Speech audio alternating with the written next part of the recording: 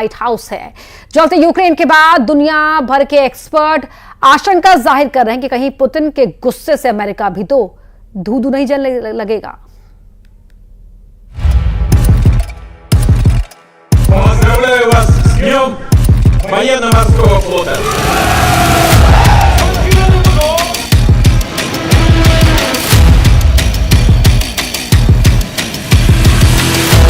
Здравствуйте, моряки! अपनी फौज के सामने ये पुतिन की हुंकार है। Военно-морского флота России! इस हुंकार की गूंज अमेरिका के व्हाइट हाउस से लेकर नाटो के चप्पे चप्पे तक पहुंच चुकी है। पुतिन के निशाने पर सुपर पावर का पावर सेंटर यानी व्हाइट हाउस आ चुका है। मिसाइलें सेट हैं। मिसाइलों का ट्रिगर पुतिन के हाथों में है। यह ठीक वैसे ही है जैसे अमेरिका के राष्ट्रपति का दिमाग रूस के आसपास ही घूमता है। वैसे ही पुतिन के निशाने पर 24 घंटे सिर्फ व्हाइट हाउस रहता है। पुतिन के दिमाग में हमले का ब्लूप्रिंट तैयार है। उनके दिमाग में व्हाइट हाउस पर हमले की एक एक बारीक कड़ी फिट हो चुकी है। अगर अमेरिका ने कोई भी चाल चली तो पुतिन परमाणु बम का ट्रिगर कभी भी दबा सकते हैं, जिसके बाद व्हाइट हाउस ही नहीं दुनिया का क्या होगा ये किसी को नहीं मालूम।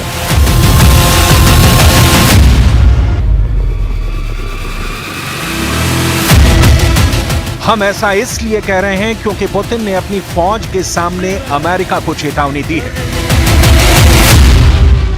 कि सुधर जाओ वरना उड़ा देंगे।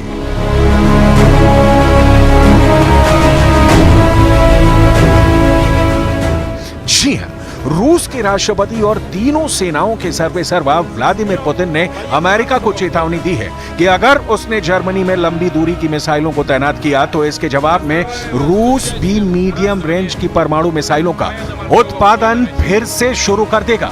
यही नहीं, पुतिन ने यह भी कहा कि मिसाइलों के उत्पादन के साथ ही उनकी ऐसी जगहों पर तैनाती की जाएगी जहां से पश्चिमी देशों पर दागी गई मिसाइलों का कोई भी निशाना न चूके। आखिर पुतिन ने अमेरिका सहित नाटो को क्यों चेतावनी दी? अमेरिका अब क्या करने की प्लानिंग कर रहा है जिसने पुतिन को लाल कर दिया है? पूरे मामले को समझने के लिए पहले आपको पुतिन का वो बयान सुनना चाहिए जिसने सुपर पावर तक को हिला दिया है। लेकिन इससे पहले आपको रूस की नौसेना की पावर जरूर देखनी चाहिए। डिस्ट्रॉय, पनडुब्बी, समंदर के बीच से मिसाइलों की लॉन्चिंग, दुश्मन को समंदर के अंदर ही दफन करने के लिए हो रही फायरिंग, समंदर के ऊपर से बम गिराता रूस का फाइटर, आतिशबाजी करता नौसेना का जंगी बेड़ा और अपने प्रेसिडेंट को सलाम करती रूस की विध्वंसक पनडुब्बी। रूस के नेवल डे की इन शानदार झांकियों ने प्रेसिडेंट पुतिन को जोश से भर दिया और फिर पुतिन ने वो बयान दिया जिससे अमेरिका से लेकर नाटो के 32 देशों के पैरों तले जमीन खिसक गई। Ситуация напоминает события времен холодной войны, связанные с размещением в Европе американских першингов, ракет средней дальности. В случае реализации Соединенными Штатами Америки подобных планов будем считать себя свободными от ранее взятого на себя одностороннего моратория на развертывание ударных средств средней и меньшей дальности. सुना आपने पुतिन क्या कह रहे हैं? पुतिन कई बार अपनी मिसाइलों का दमखम दिखा चुके हैं। वो मिसाइलें तैनात करने की बात कह चुके हैं। वो एक तरफा रोक से खुद को अलग करने की बात कह रहे हैं। पुतिन ने इशारों में बड़ी बात कह दी है। दरअसल पुतिन के गुस्से की वजह है अमेरिका का वो ऐलान जो उसने जर्मनी को लेकर किया है।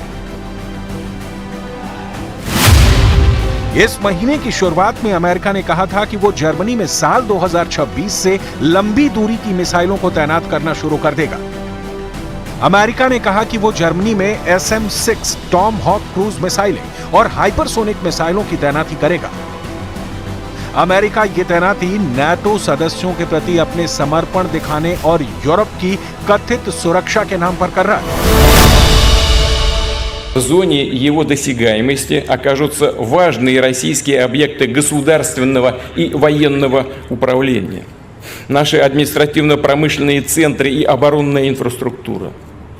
А полетное время к целям на нашей территории таких ракет, которые в перспективе могут быть оснащены и ядерными боеголовками, составит порядка 10 минут.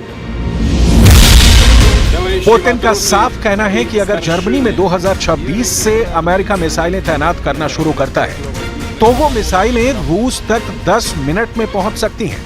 हालांकि स्थानीय मीडिया का कहना है कि रूस ऐसी मिसाइलों का उत्पादन तब तक फिर से शुरू नहीं करेगा जब तक कि अमेरिका विदेशों में मिसाइलें तैनात नहीं करता।